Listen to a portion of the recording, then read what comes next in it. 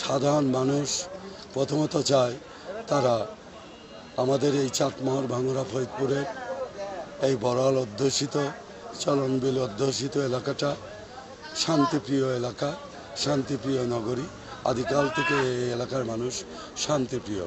সঙ্গত কারণে এই পাবনা ৩ এলাকার আপামর জনসাধারণ প্রথমত চায় সামাজিক শান্তি এবং স্থিতিশীলতা, যেটা কিনা তাদের প্রাণের দাবি।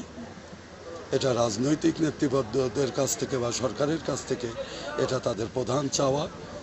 আর যে কারণে এই চাওয়া পাওয়াটা সারা বাংলাদেশের চাওয়া পাওয়াটা কি এটা বুঝতে পেরেই আমি গত বছর 2024 সালের সেপ্টেম্বরে আমি চাটমোহর ভাঙ্গুরা ফরিদপুরে প্রায় 12,000 ফেস্টুন দিয়েছিলাম। দুর্নীতি, সন্ত্রাস, চাঁদাবাজ ও দখলদার মুক্ত পাবনা ৩ চাই।